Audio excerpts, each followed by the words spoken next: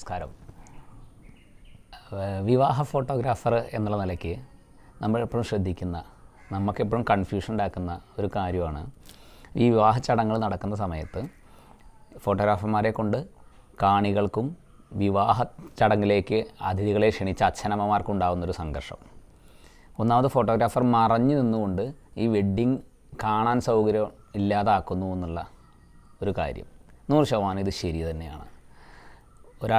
ഒന്നൊന്നര ആഴ്ച മുമ്പേ VK ശ്രീരാമൻ, നടനും എഴുത്തുകാരനുമായ ശ്രീരാമേട്ടൻ്റെ ഒരു സോഷ്യൽ മീഡിയ പോസ്റ്റിൽ അദ്ദേഹത്തിൻ്റെ ഒരു സുഹൃത്തിൻ്റെ കല്യാണത്തിന് വന്നുകൊണ്ട് സ്റ്റേജിൽ മറഞ്ഞു നിൽക്കുന്ന ഫോട്ടോഗ്രാഫർമാരുണ്ടാക്കിയ മതിലിനെക്കുറിച്ച് അദ്ദേഹം എഴുതിയിട്ടുണ്ട്.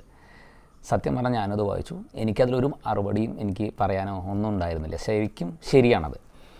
എന്തുകൊണ്ടാണ് അങ്ങനെ സംഭവിക്കുന്നത് എന്നുള്ളതിന് പക്ഷേ ഉത്തരങ്ങൾ രണ്ടാണ്.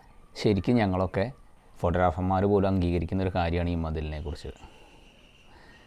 പക്ഷേ അതെങ്ങനെ മറികടക്കുക എന്നുള്ളതിനെക്കുറിച്ച് അത് കഴിഞ്ഞു പോയ ഫോട്ടോഗ്രാഫർമാരോ കാണികളോ ക്ഷണിച്ച ആളുകളോ ഞങ്ങളെ ഏൽപ്പിച്ച ആ കുടുംബമോ ഒന്നും ആലോചിക്കാറില്ല. അത് ആ വഴിയിൽ ഇട്ടുപോകുന്നതാണ് സാധാരണ പതിവ്.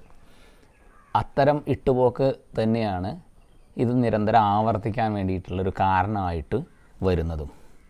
അപ്പോൾ സ്വാഭാവികമായിട്ടും നമ്മൾ ഈ മേഖലയിലുള്ള ഒരാൾ എന്നുള്ള നിലയ്ക്ക് ഞാനിതെപ്പോഴും ആലോചിക്കുകയും അത് സത്യം പറഞ്ഞാൽ എന്തെങ്കിലും ചെയ്യാൻ പറ്റുമെന്ന് ആഗ്രഹിക്കുകയൊക്കെ ചെയ്യുന്ന ആളുകളിൽ പെട്ട ആളാണ് ഞാൻ. മാത്രമല്ല അങ്ങനെ കുറേ ആളുകളുണ്ടാവും. ഇതിൽ 2 തരം ഇടപെടലുകൾ പൂർണ്ണമായും ഇതിന് കാരണമാവുന്നുണ്ട്. ഒന്ന് തീർച്ചയായും ഈ ഫോട്ടോഗ്രാഫർമാരെ. എന്താണ് ഈ ഫോട്ടോഗ്രാഫി എന്ന് പലപ്പോഴും പല രീതിയിലാണ് ആളുകൾ മനസ്സിലാക്കുക.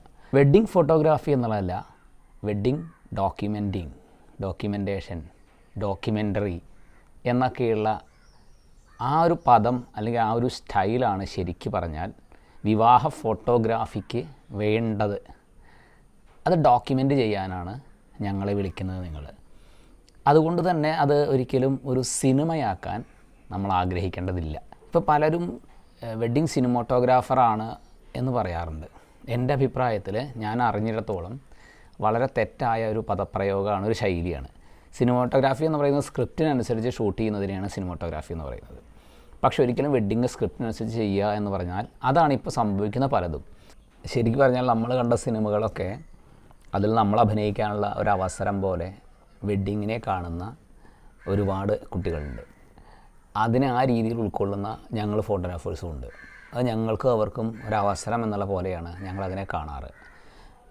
കൃത്യമായൊരു സിനിമോട്ടോഗ്രാഫി മൂഡിൽ ചെയ്യുന്ന അത്തരം വെഡ്ഡിങ്ങുകൾ അത് കാണാൻ അതിന് ശേഷം ഭയങ്കര ഭംഗിയായിരിക്കും, രസമുണ്ടായിരിക്കും. പക്ഷേ അത് ഈ വധൂവരന്മാർക്ക് മാത്രം അല്ലെങ്കിൽ ആ ഫാമിലിയിൽ വളരെ കുറച്ച് ആളുകൾക്ക് വേണ്ടിയിട്ടുള്ളതാണ് അത്. അപ്പോൾ നമ്മൾ മനസ്സിലാക്കേണ്ട കാര്യം അത്തരം ഒരു വിഷ്വലൈസേഷനാണ്. അങ്ങനെയാണ് അവർക്ക് വേണ്ടതെങ്കിൽ ആ ആളുകൾ ആവശ്യപ്പെടുന്ന ആ ഒരു ഫൂട്ടേജ് ആ രീതിയിൽ കവർ ചെയ്ത് കൊടുക്കുക എന്നുള്ളത് ഈ ഫോട്ടോഗ്രാഫി സംഘത്തിൻ്റെ ഉത്തരവാദിത്തമാണ്. പലപ്പോഴും നമ്മൾ കാണാൻ വരുന്ന നമ്മളൊക്കെ അതിന് ക്ഷോഭിക്കുന്നത്, അതിന് ഇരയാവുന്നത് സത്യം പറഞ്ഞാൽ ഫോട്ടോഗ്രാഫർമാരാണ്. അവിടെ നമ്മൾ ചിന്തിക്കേണ്ട ഒരു കാര്യമുള്ളൂ, അത് അവരുടെ ആവശ്യമാണെങ്കിൽ അതിന് വിട്ടുകൊടുക്കുക എന്നുള്ളതാണ്. ഈ ഒരിക്കലും ഫോട്ടോഗ്രാഫർ ഒരു വിവാഹം കവർ ചെയ്യുന്ന സമയത്ത് അയാൾ അവിടെ ശല്യക്കാരനാവാതെ എങ്ങനെ നിൽക്കാൻ പറ്റും എന്നുള്ളതിനെക്കുറിച്ചുള്ള ഒരു അറിവ് വേണ്ടതാണ്. അപ്പോൾ നമ്മൾ ആലോചിക്കുക അത് അയാളുടെ മാത്രം ഉത്തരവാദിത്തമാണോ എന്നുള്ളതാണ്. സത്യം പറഞ്ഞാൽ അതങ്ങനെയല്ല. ആ അന്തരീക്ഷം ഒരുക്കുന്ന എല്ലാവരും, അവിടെയുള്ള എല്ലാ ആളുകൾക്കും ഫോട്ടോഗ്രാഫർമാരുടെ ഉദ്ദേശം എന്താണെന്നുള്ളത് മനസ്സിലാക്കിയാൽ ഈ പണി കുറച്ച് കുറയും. നിരാശാജനകമായ കാര്യം അങ്ങനെ ആരും ശ്രദ്ധിക്കാറില്ല എന്നുള്ളതാണ്. ഒരു അധിക പറ്റുകാരനെ പോലെ ഫോട്ടോഗ്രാഫർ വന്ന് നിൽക്കുന്ന അവസ്ഥയാണ് ഞങ്ങൾ പലപ്പോഴും കാണാറുള്ളത്. എല്ലായിടത്തും അങ്ങനെയാണെന്നല്ല, പലയിടത്തും എന്നാണ് ഞാൻ ഉദ്ദേശിച്ചത് കേട്ടോ. ഇനി അതല്ലാത്ത ഒരു വിഭാഗം ആളുകളുണ്ട്. അവർക്ക് ഒരിക്കലും സിനിമയാക്കാനൊന്നും വെഡ്ഡിങ്ങിന് താല്പര്യം ഉണ്ടാവില്ല. പക്ഷേ അവർക്ക് ഓപ്ഷൻ എന്താണെന്ന് അറിയില്ല. ശരിക്കും പറഞ്ഞാൽ അത്തരം ആളുകൾ ഒരു 50%-ലധികം ഉണ്ട്. അവിടെയാണ് ഈ ഫോട്ടോഗ്രാഫി സംഘം അവർ തീരുമാനിക്കുന്ന ഒരു ഡിസിഷനിലേക്ക് പോകുന്നത്. അവിടെയാണ് പലപ്പോഴും ഈ സംഘർഷം ഉണ്ടാകുന്നത്. നിങ്ങളതല്ല ആഗ്രഹിക്കുന്നതെങ്കിലും അവർക്കതേ ചെയ്ത് ശീലമുള്ളൂ, അല്ലെങ്കിൽ അവരങ്ങനെയാണ് ധരിച്ചിരിക്കുന്നത് എന്നുള്ളത് കൊണ്ടും ഈ വെഡ്ഡിങ് ഡോക്യുമെൻറ്റിങ് എന്നുള്ള കാര്യം അവർക്ക് പൂർണ്ണമായി അറിയാത്തത് കൊണ്ടും സംഭവിക്കുന്നൊരു വിഷയമാണിത്. ഈ വെഡ്ഡിങ് ഡോക്യുമെൻ്ററി എന്ന് പറയുന്ന ആ ഒരു രീതിയാണ് ഇതിന് പരിഹാരമായിട്ട് ചെയ്യാവുന്നൊരു കാര്യം. അത് ചെയ്യാൻ തയ്യാറായിക്കൊണ്ടാണ് ഞങ്ങൾ പലപ്പോഴും നിന്നിട്ടുള്ളത്. ഈ വെഡ്ഡിങ് ഡോക്യുമെൻ്ററി എന്ന് പറയുന്നത് അവിടെ എന്തായിരുന്നു ഉണ്ടായിരുന്നത് അത് മുഴുവൻ അതുപോലെ കവർ ചെയ്യുക എന്നുള്ളതാണ്. അതുകൊണ്ട് തന്നെ അവിടെ കവർ ചെയ്യുന്നത് അവിടെ പങ്കെടുത്ത ഒരാളുടെ കണ്ണിലൂടെയാണ്. ഒരു 10-20 വർഷം കഴിഞ്ഞ് നമ്മൾ ആ വീഡിയോ കാണുന്ന സമയത്ത് ആ ദിവസം നമ്മൾ പങ്കെടുത്ത അനുഭവം നമുക്ക് കിട്ടണമെങ്കിൽ പ്യുവറായിട്ടുള്ള വെഡ്ഡിങ് ഡോക്യുമെൻ്ററിയാണ് വേണ്ടത്. അടുത്ത തലമുറയ്ക്ക് എന്തായിരുന്നു വിവാഹം, അന്ന് എങ്ങനെയൊക്കെയാണ് കാര്യങ്ങൾ നടന്നിരുന്നത്, ആരൊക്കെ വന്നിരുന്നു പങ്കെടുത്തു എന്നറിയണമെങ്കിലും അത് വെഡ്ഡിങ് ഡോക്യുമെൻ്ററി മാത്രമേ അതിന് സഹായിക്കുകയുള്ളൂ.